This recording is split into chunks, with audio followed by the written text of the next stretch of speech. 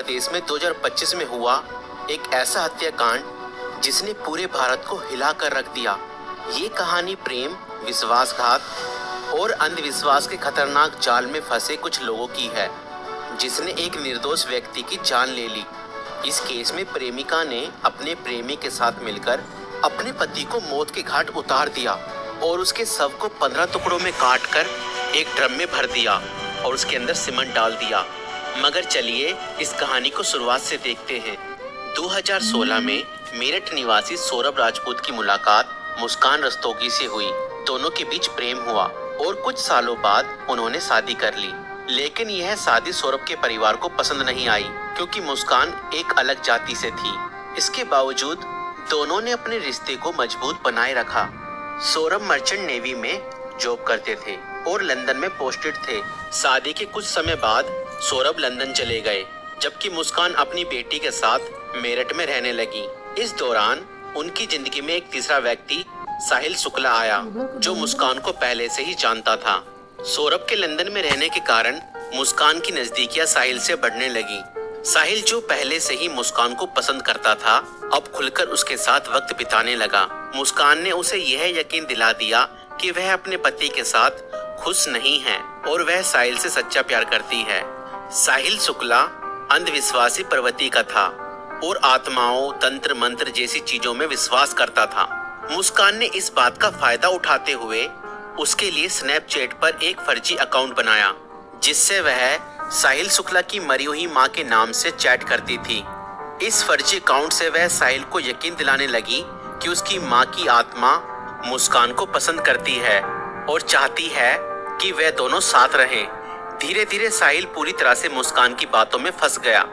मुस्कान ने उसे यह विश्वास दिलाया कि अगर वह उसके पति सौरभ को रास्ते से हटा दे तो वो दोनों एक साथ रह सकते हैं। साहिल अब पूरी तरह से मुस्कान के इशारों पर नाचने लगा था। मुस्कान और साहिल ने मिलकर सौरभ को मारने की साजिश रची। 4 मार्च 2025 को जब सौरभ लंदन से मेरठ अपनी पत्नी और बेटी से मिलने आया, तब मुस्कान ने सौरभ की फेवरेट सब्जी कोफ्तों में बेहोशी की दवाई मिलाकर खिला दी।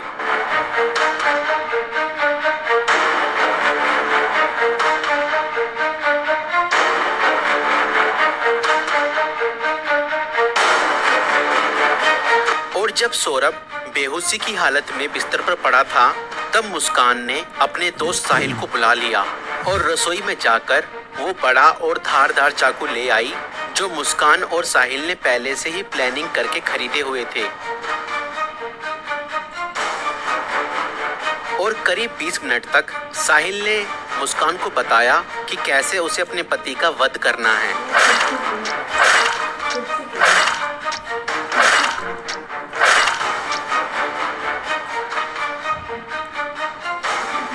और फिर उसके बाद मुस्कान और साहिल ने सोते हुए सौरभ पर हमला किया और उसके हृदय पर 3 बार वार किए।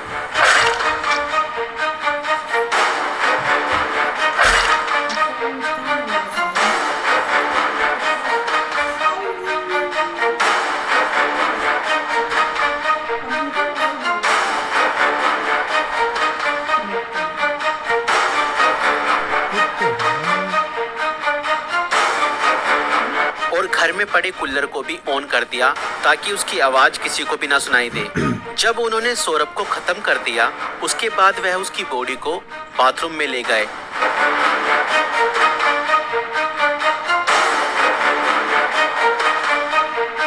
और उसके शरीर को 15 टुकड़ों में बांट दिया। सौरभ को खत्म करने के बाद उन्हें इस बात की चिंता हुई कि अगर सब बरामद हो गया तो पुलिस उन तक जरूर पहुंच जाएगी। इसलिए उन्होंने सबको ठिकाने लगाने की योजना बनाई और मुस्कान बाजार जाकर एक प्लास्टिक का ड्रम खरीद लाई।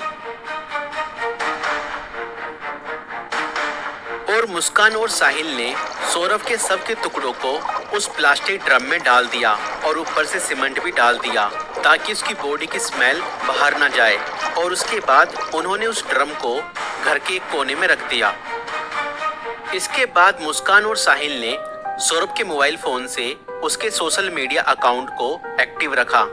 उन्होंने सौरभ के अकाउंट से हिमाचल प्रदेश की शिमला की तस्वीरें और स्टोरीज पोस्ट की ताकि लोगों को लगे कि वह घूमने गया है। उन्होंने उसकी फैमिली और दोस्तों को यह यकीन दिलाने की कोशिश की कि सौरभ जिंदा है और बाहर यात्रा कर रहा है। इस दौरान मुस्कान और साहिल खुद भी शिमला घूमने चले गए ताकि अगर कोई लोकेशन ट्रैक करे तो किसी को शक न हो। लेकिन किसी भी अपराधी की तरह वह भी ज्यादा समय तक बच नहीं पाए। सौरभ के परिवार ने जब उससे संपर्क करने की कोशिश की और कोई जवाब नहीं मिला तो उन्हें शक हुआ।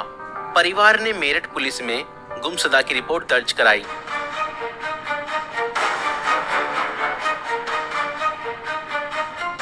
और इसी बीच मुस्कान ने अपने माता पिता को बताया कि शायद सौरभ का मर्डर हुआ है और उसके घर वालों ने ही उसका मर्डर किया है। मगर मुस्कान के पिता ने कहा, नहीं बेटा, किसी के भी घर वाले कितना ही नाराज हो जाएं तो भी ऐसा कदम अपने बेटे के लिए नहीं उठा सकते। बेटा, मुझे सच सच बताओ, सौरभ कहाँ है? मुझे सच्चाई बताओ, मैं किसी से कुछ नहीं कहूँगा। और तब मुस्कान ने अपने पिता को बताया कि उसने और साहिल ने मिलकर सौरभ को खत्म कर दिया है। और इतना सुनते ही मुस्कान के पिता ने पुलिस को सारी खबर बता दी, को गिरफ्तार किया और उस प्लास्टिक ड्रम को भी बरामद किया जिसमें सौरभ के शव के टुकड़े थे।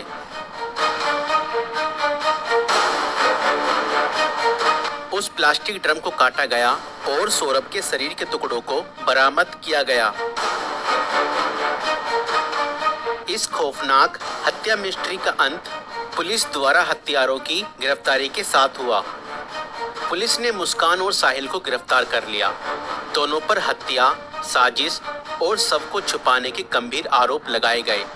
दोस्तों, ये घटना हमें यह सिखाती है कि अंधविश्वास का अंजाम बहुत बुरा और भयानक होता है। साहिल ने अपनी मां की आत्मा के नाम पर बनाए गए एक फर्जी अकाउंट पर भरोसा किया और हत्या जैसा अपराध कर दिया। और गलत संबंध और रिश्तों का अंजाम बहुत बुरा ही होता है। मुस्कान ने अपने फायदे के लिए साहिल को मानसिक रूप से कंट्रोल किया और हत्या तक करवा दी। और कानून से कोई नहीं बच सकता, चाहे अपराध कितना भी चालाकी से किया जाए। पुलिस की जांच और सबूतों के आधार पर अपराधी पकड़े ही जाते हैं। इसलिए रिश्ते सोच समझकर बनाएं और जीवन साथी चुनने से पहले सामने वाला मानसिक रूप से कैसा व्यक्ति है यह जानने की कोशिश करें। साथी चुनते समय सूरत पर नहीं, सीरत पर ध्यान दें। इस वीडियो को बनाने का उद्देश्य संसार में बढ़ रही बुराइयों से अवगत कराना है। दोस्तों, आपकी इस वीडियो को लेकर क्या राय है हमें कमेंट्स में जरूर बताएं। और ऐसी और वीडियो देखने के लिए हमारे YouTube चैनल को सब्सक्राइब जरूर करें।